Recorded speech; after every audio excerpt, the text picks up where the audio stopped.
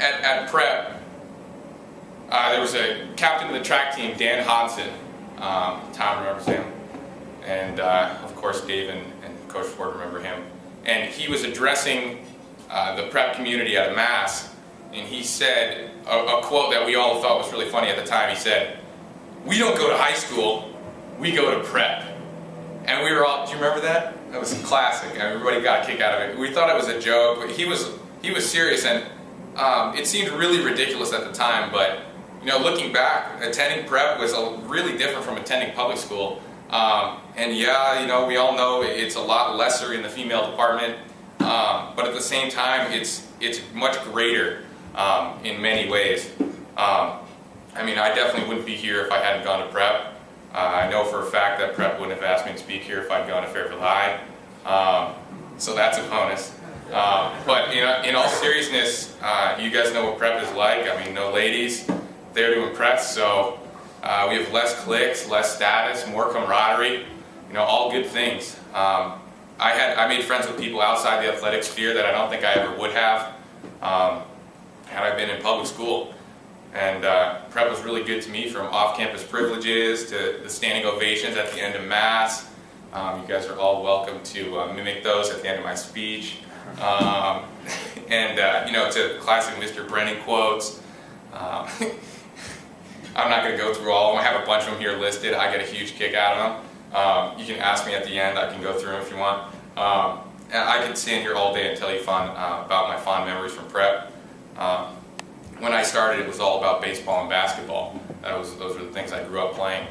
And in a brilliant stroke of luck, I'm not going to say bad or good, I broke my hand before my junior season of baseball. It was terrible at the time. I snapped, I caught a basketball between these two fingers, and this finger went over here, and I went into the baseball coach, and he told me he couldn't hold a spot on the team, so I already had some friends who had switched over to track, and they were throwing for Dave, two of the guys I played with on the baseball team, and so it was an easy decision, and I switched over to track and started high jumping and hurdling, and once I was able to hold onto a javelin with two hands, I still had cast on half my hand, and I was throwing with two fingers, and Dave was trying to figure out how to coach me to throw with two fingers, but I guess it wasn't such bad luck at the time. It appeared to be bad luck, but I would never have gotten into the javelin if it weren't for like a weird streak of luck.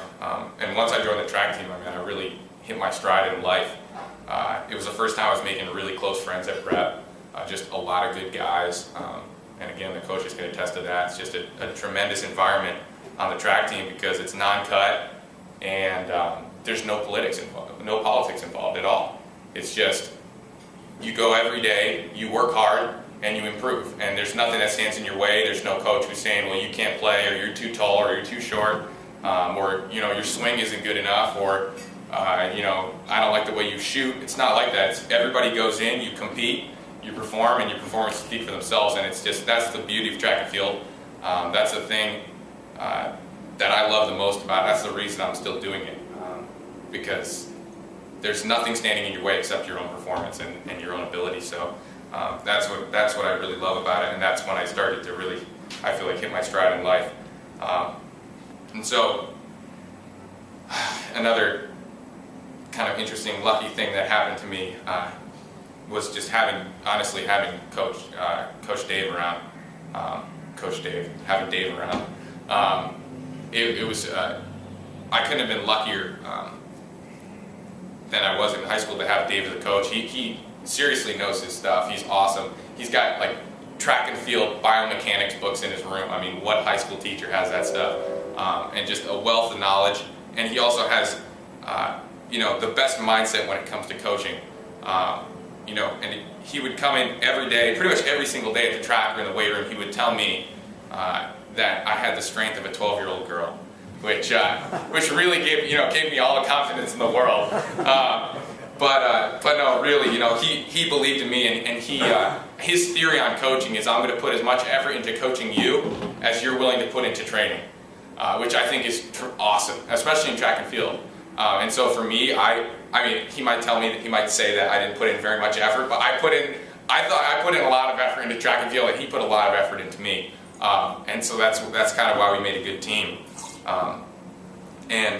So at the SEC championships, my junior year, this is my first year of throwing the javelin, I probably was only about 6 weeks in. There was a guy who was leading the competition with a throw of 169 feet. And Dave comes over to me, and it's towards the end of the competition, and he says, Kinsley, you can do this. Because I'm used to throwing to home plate all the time. I was a center fielder, and he's trying to just turn me into a javelin thrower by just keep moving me up degrees. And he's still talking about it now. We were just talking about technical things before we started here. And I came barreling down the runway. The second the throw left my hand, I looked over at him and said, "We got it, for sure." And it was a huge PR for me. It was a 19-foot PR. It was 186 feet. Won the meet, and he said to me right after the event, he said, "You better start making a different list of colleges, a new list of colleges." And I was like, "What do you even mean?" He said, "Well, you're going to start getting recruited now." And it was one throw my junior year that was the basis of my entire worth in 2 college programs. Another pretty lucky thing. If it hadn't been for that throw, there's a chance I would never have done track in college, because your junior year in the spring is the year that you get recruited. You don't get recruited off your senior year. So just tremendous little strokes of luck that kind of lined up for me. And so taking a step back, when I was deciding to quit the baseball team, well, not quit, I guess to change from baseball to track, I remember being really worried about what I was going to tell my dad, because we'd spent so much time practicing and hitting the batting cage, and he'd be hitting fly balls every weekend, all this stuff. And I remember he said, "Well, if that's what's going to be best for you, then make the change. That's fine." But I was guessing that it kind of hurt, because he was he loved baseball, loves basketball. I assumed it kind of hurt a little bit, but he was there all the way through, supporting me. And when we were at the SEC championships, he was there videoing every throw and getting just as excited as he ever did for baseball, which was awesome. I went to Brown, and I encountered a setback pretty much every year. But it's really funny, because looking back, those setbacks were all somehow turned out to be really lucky.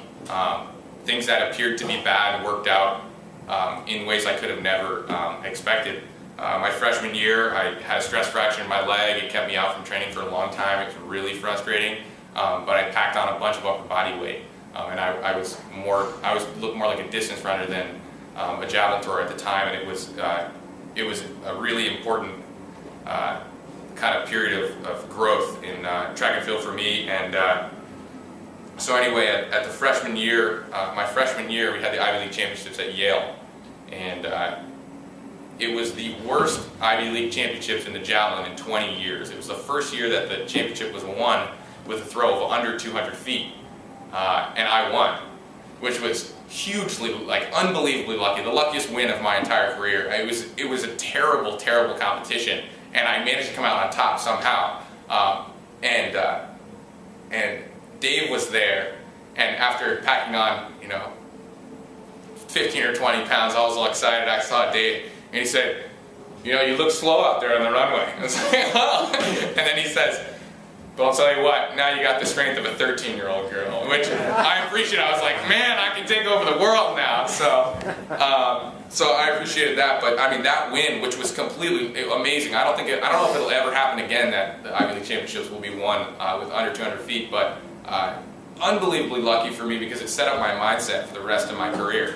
I should win everything, is what I'm thinking, and that's kind of what you need to think when you have a lot of other talented guys out there, and sometimes the difference is just assuming that something's going to work out for you. And so that really set up the rest of my career. It's the same thing my sophomore year. I had a shoulder injury. I was being an idiot in the basement. I was at home, and I was trying to dumbbell press. We didn't have heavy enough weights, so I'm holding 2 weights in each hand, and something felt funny in my shoulder. I dropped the weights. Normally that's fine, but I was holding 2 in each hand. I busted my shoulder. I had to throw lefty for a number of weeks, but it forced me to work on technique, forced me to work on footwork, and it turned out being a huge blessing. I had a massive season my sophomore year, and it was all because I worked nothing but technique and footwork for months, and I could never have seen it as being a good thing. Watching everyone else train and shrinking, going back to the strength of a 12-year-old girl, It was rough, but again, it worked out for me. I improved by 40 feet my sophomore year. My junior year was the first year without any setbacks, really. That was when I won the NCAA championship. It just it was just a lot of little things just started lining up. And then my senior year, I pulled my groin in the middle of the season. It wasn't pretty, and it was a rough season for me. It was a tough way to go out in college and not being able to kind of stay on top. But again, it was one of those things. The disappointment of the season fueled me for the next year, and timing-wise, it couldn't have been any better going into the Olympic year, because I'd made a number of improvements, but I hadn't gotten to see them come out on the track because of the injury. So the next year was the Olympic team, Olympic year, and to qualify for the Olympic team, you pretty much need to do two things. You need to have the international A standard, which is just throw a distance in the calendar year leading up to the Olympic Games. And second, you need to be pretty much the top 3 at the Olympic trials. You need to be the top 3 guys who have the A standard. And so going into the last meet before the Olympic trials, so it's your last opportunity besides the Olympic trials to hit the A standard.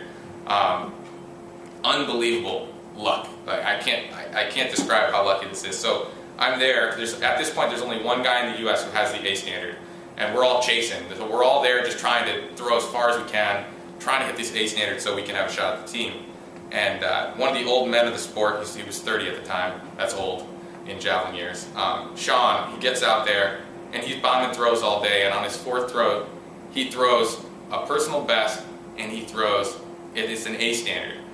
And he goes screaming and running back up the runway, tearing his uniform off, because he knows this is a big moment. This is like the biggest moment in his career. This is giving him probably about a 50-50 chance if he doesn't screw things up to make the Olympic team. That's career defining. And he's sprinting up the runway, he's going crazy, and he comes running over to me, and he starts yelling at me, and he's pointing over at his stuff. He has his bag, and he's got this American flag. He's got this little American flag he always travels with. It's sticking out of the ground, and he's screaming at me. He's shirtless, just shouting at me, and he's screaming, and he's pointing at the flag. He goes, "This is what you do this for. This is what you do this for." He slaps me on the chest and says, "Keep your chest up," which is exactly what Dave told me at the SEC meet. My first year ever throwing. It's something that I've struggled with my entire career. I'm working on it now. And I'm jumping up and down. I'm getting fired up. I'm red in the face, and I come running down, and I had a 4-meter PR. I was a long shot for the Olympic team. That year, starting the year, I was ranked outside of the top 10 in the U.S. So definitely not expected to make the team. And at that meet, I went from a 78-meter thrower to an 82-meter 31 thrower. And so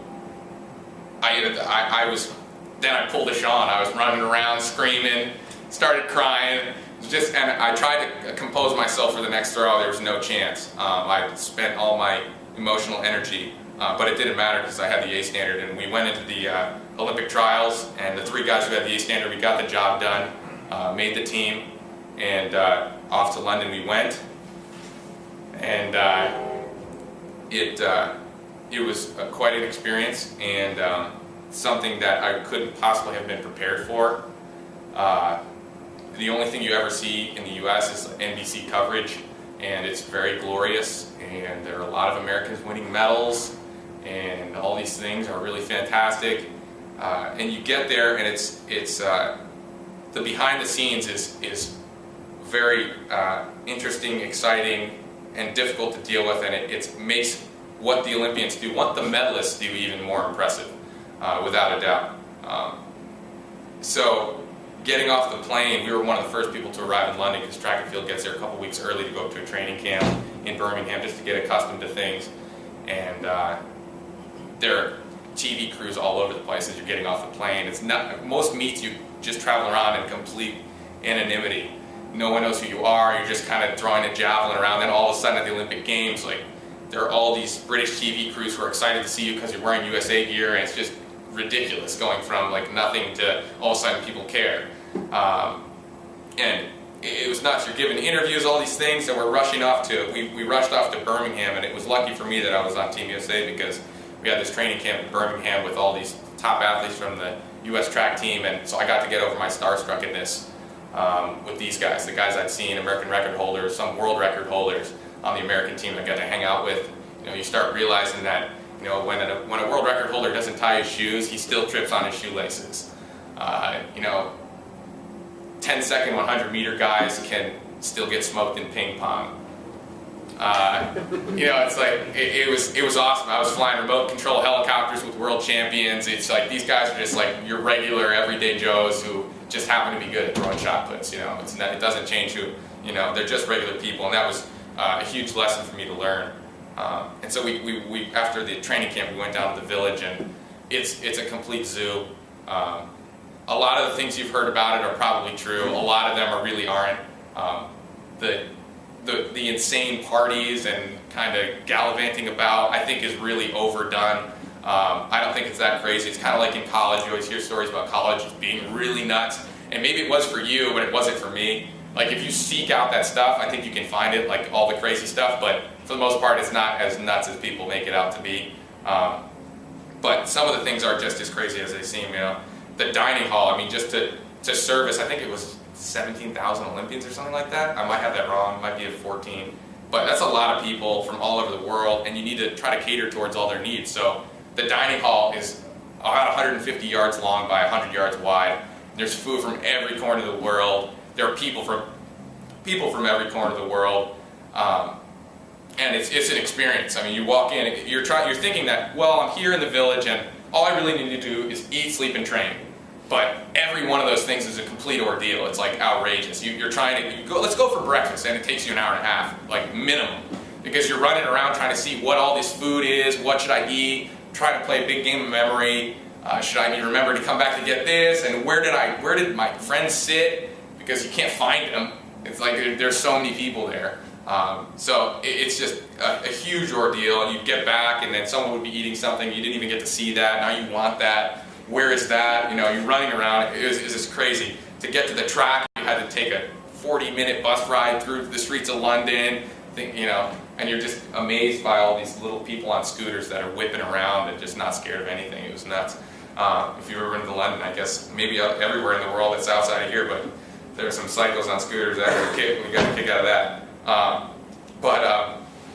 One of the things that I got a kick out of in the dining hall was that we played the Michael Phelps game. You see Michael Phelps, and he's over there, and you see he's like walking out, right? But if you're walking out, it's probably like a 100-yard walk to the door, and you're thinking, well, how many times is someone going to stop to ask him for his autograph? Because yeah, the whole place is filled with Olympians, but he's the most decorated Olympian of all time, so everybody from other countries wants his signature. So we'd say over under 5, and usually be like, oh, 5, I'll take $10 on 2, you know? And they're like, so he just keeps getting stopped. He's wearing his shades and his hoodie, but like people still pick him out because his arms are down to his ankles. And he's just like stops, and they take pictures with people, and he just puts his arm around people like this. He's just like, oh God. But I'm surprised that he even is able to humor these people. I don't know how I would deal with it. I think I'd just say, I'm not him, you know? That's not me. This is another guy who I look exactly like. Anyway, the competition was the best part of the games, hands down. It didn't go exactly as planned, but like ever since I started in high school, it seems like I'd get to a new meet and I would feel out of my element. You know, every year you're hoping to progress and make it to a bigger meet. But the first time at that meet, I would feel out of my element. And then my second go at it, the next year, you know, maybe you make states one year and you're scared, you don't know what to do. You make it the next year and you say, well, I've been here before. And that trend has been really consistent through my entire career.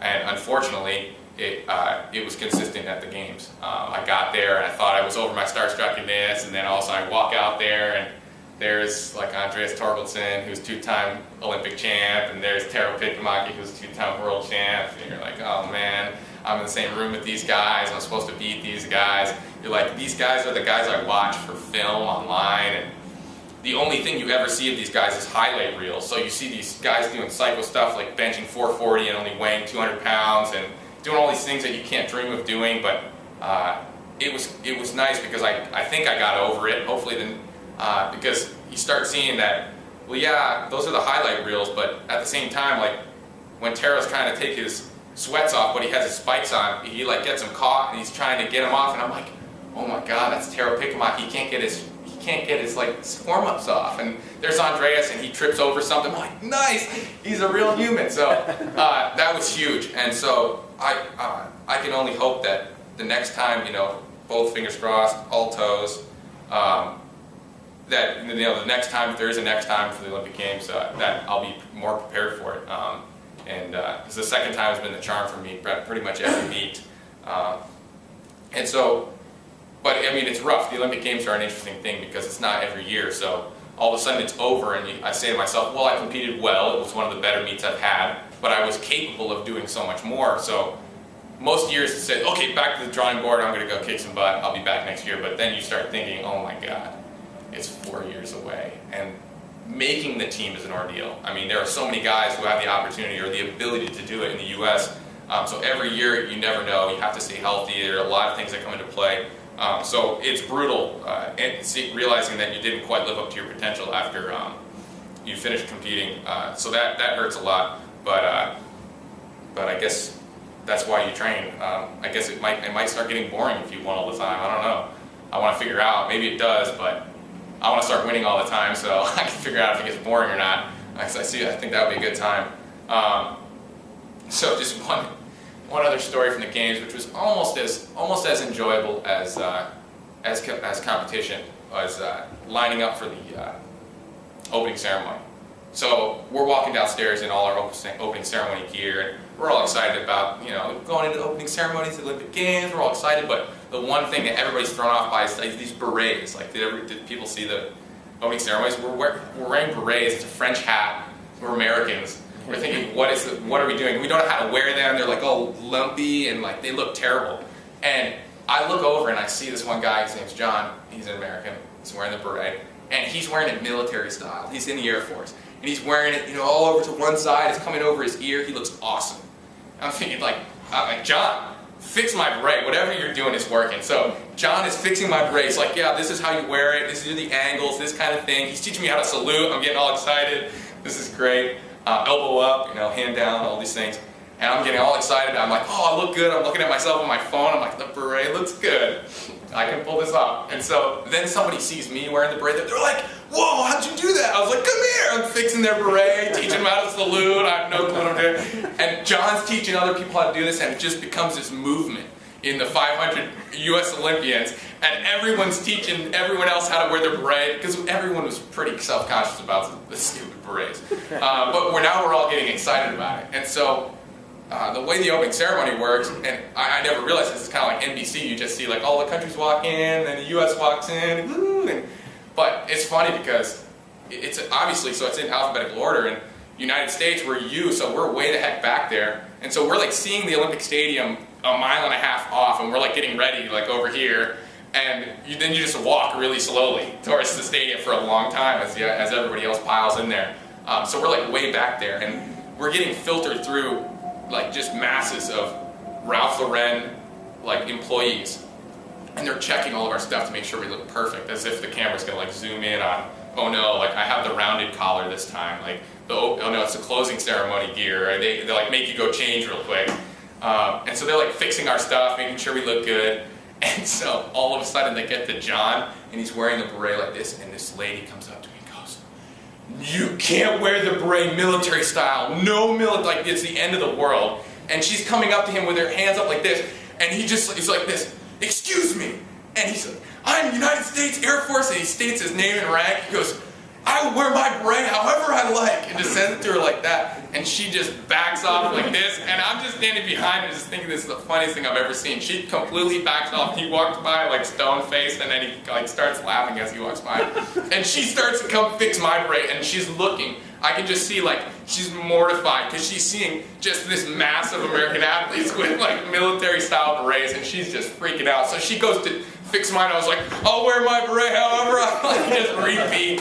And people are doing it behind me, and they're doing it next to me, all these people. So we're all wearing our beret military style, and they did not get a kick out of that. But we managed to make it through, and they didn't touch our berets. But really, I mean, if you're going to give us a French hat, we might as well wear it American style. So, I don't know. But I got a kick out of that. And so, since I graduated Brown, I've been thrust into this interesting world of track and field professional athlete thing, which means a lot of different things depending on what level you're at. And so how many of you guys knew that there was track and field world championships this summer in Moscow? 1, 2, 3, 4, wow. 5, well, yeah, Dave, okay, 6. Well, okay, so that's actually pretty good numbers, but, I mean, how many of you guys knew there was a Super Bowl last year? I mean, it's like, that's all I really need to say. So track is a tough business in the U.S. It comes down to exposure, and we have baseball and basketball and football to compete with, and people in America like seeing everyone run into stuff, and I do too, I love it. But, I mean, in Finland, the national sport is, guess what? Not just track and field, it's the javelin. So it's not even the sport track and field, it's the sport, the javelin. So guys are learning, little kids are like throwing javelins in their backyard with their dads, it's crazy. So that's hard to compete with. People in Europe care, you know, the professional circuit is 80% in Europe. The rest of it, you know, there's like 2 in the US, but there are a ton in Europe. So it's hard to compete with because people like it there and they fill stadiums for track and field there. So here, distance runners and sprinters make really good money, but throwers and jumpers are kind of struggling. And if you're not in the top 10 of the world as a thrower or a jumper, you're probably not signed to anybody. Like I don't have a shoe contract. I might have missed an opportunity to sign one, but if I had, it would have been a tiny little contract anyway. That's all incentive based, so no guaranteed money, which is rough. But I mean, I guess that's just how it works here in the U.S. and people like other sports. But that's so it's kind of rough. So if you're in the top 10 of the world, you have a deal for sure, and you're probably doing pretty darn well. So right now, I'm just scratching and clawing to try to not only follow my passion and my dream, but also to make it a career as well, for as long as I can do it. Because I mean, why not, right? I guess I probably can't come back to this in 20 years, so I guess I'll do my best for now with what I can do. And so, right now I'm living at the Olympic Training Center in Chula Vista, California, which is a great gig. They pay for our housing and our food, which is really good, and it's really the only way to make it and try to train and compete against these guys who are making like the big bucks in Europe, even for not being top 10 in the world, but for being top 5 or top 10 in their country. They're making good money. So I mean, I'm training to represent the U.S. again in Rio. If the trend continues, then I'm going to have a great Olympic Games. I'm just going to go with that. I'm going to make the Olympic team at 16 and have a great Olympic Games. That's what that's my mindset. And no American has medaled in the Olympic Games in the javelin since, do you know when, Dave? He's pretty good at this stuff, but this is on the spot. That's a lot, yeah. So, I mean, it has been since 1972. So, in Rio, it'll be 44 years. So, I'm going to do whatever I can to be that guy standing on the podium in 2016. So, just to wrap things up, I really want to thank my parents. They've been awesome all the way through. Dave and Ford Sr., you're here. You've been helping me all the way through. I love those guys. And of course, thank you to Pratt and Fog Handball. I appreciate you guys having me here. And that's it. I think we have a Q&A if you guys have any questions for me. So, thank you.